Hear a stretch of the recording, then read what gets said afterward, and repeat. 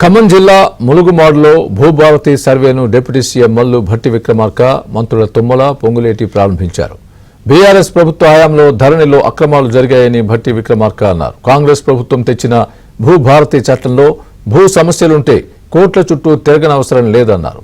రూపాయి ఖర్చు లేకుండా పై అధికారికి అప్పీల్ చేసుకుంటే సమస్య పరిష్కారం అవుతుందని భట్టి తెలిపారు. ఈ భూభారతి చట్టం అనేది రైతులకి భూమికి ఉన్నటువంటి న్యాయబద్ధమైనటువంటి హక్కుని స్పష్టంగా కొలిసి వాళ్ళకు ఒప్పజెప్పటమే కాకుండా పాస్ పుస్తకాలు ఇచ్చి, అట్లాగే ఎవరికైనా ఇబ్బందులు ఉంటే కూడా ఏమంటే పిటిషన్ అప్పీల్ అథారిటీ కూడా రెవెన్యూ వ్యవస్థలో పెట్టాం. సో కోర్టులు పోయి కోర్టులో డబ్బులు కట్టి తిరగకుండా అప్పీల్ అథారిటీ కూడా ఇచ్చాం.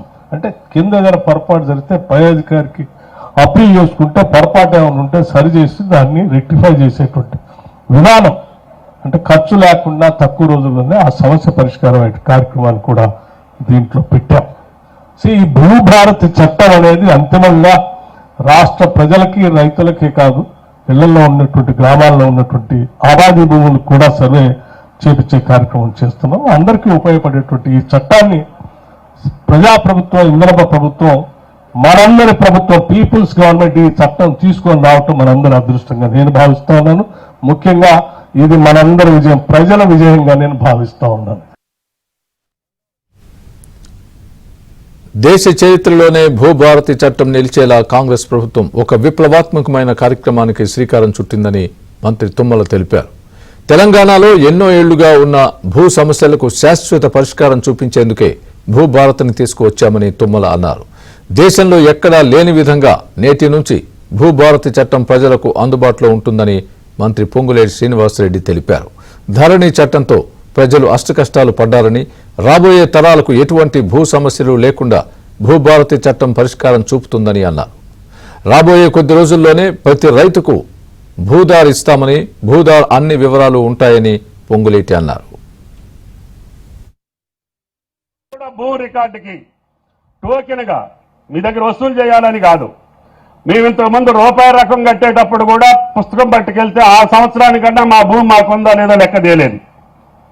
ఈ 20-30 సంవత్సరాల్లో మాకు పాస్బుక్ చూడట్లేదు, మేము రకము కట్టట్లేదు, ఆ భూమి ఉందో లేదో ఎవడి పేరు మీద వెళ్ళిందో కూడా వైనం లేకుండా పోయింది.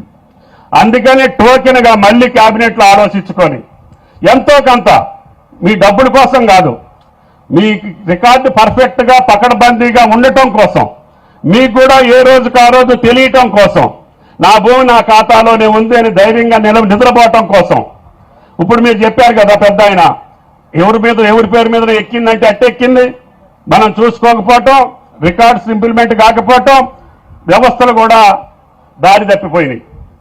అందుకనే రెవెన్యూ శాఖలో ఉన్న ఇబ్బందులు, కష్టాలు, అస్తవ్యస్తమైనటువంటి పద్ధతుల్ని తిరోధకాలు ఇవ్వాలనే ఆర్ఎం గారు, ముఖ్యమంత్రి గారు ఈ చట్టాన్ని తీసుకొచ్చారు. ఈ చట్టం ద్వారా శాశ్వతంగా ఇక నా రైతు ఆ భూమితోటి అనుబంధం శాశ్వతంగా ఉంటుందని చెప్పి ఈనాడు భావిస్తున్నారు.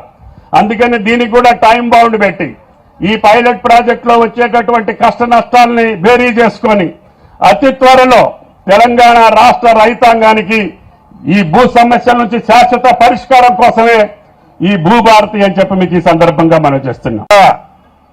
ఒక్క రూపాయి కూడా రైతన్నలను ఇబ్బంది పెట్టకుండా ఈ చట్టాన్ని అమలు చేయాలని చిత్తశుద్ధితో ఈ చట్టం మీ చుట్టంలాగా మీ దగ్గరికి రాష్ట్ర వ్యాప్తంగా ఈ రోజు నుంచి మీకు పంపించడం జరిగింది. ఈ రోజు నుంచి 20వ తారీఖు వరకు ఈ 3వ విడత రాష్ట్ర వ్యాప్తంగా అన్ని రెవెన్యూ గ్రామాల నుంచి వచ్చే సమస్యలని క్రోడీకరించుకొని ఆనాడు భారతదేశానికి, మన దేశానికి స్వతంత్రం ఆగస్టు 15వ తారీఖు వచ్చిన విధంగానే ఈ వచ్చే ఆగస్టు 15వ తారీఖు నాటికి ఏ ధరణితోనైతే తెలంగాణ రాష్ట్ర ప్రజల భూములున్న ఆసాములు అభద్రతకు లోనై నిద్రపోని రాత్రులు గడిపిన ప్రతి ఒక్కరికి పూర్తి భద్రత కల్పించే విధంగా, స్వతంత్రం కల్పించే విధంగా ఆగస్టు 15వ తారీఖు నాటికి మీ భూమి సమస్యలని ఈ భూభారతి చట్టం, మన ప్రజా ప్రభుత్వం ద్వారా తీసుకొచ్చిన చట్టం ద్వారా మీ సమస్యలన్నీ పరిష్కారం అవుతున్నాయి.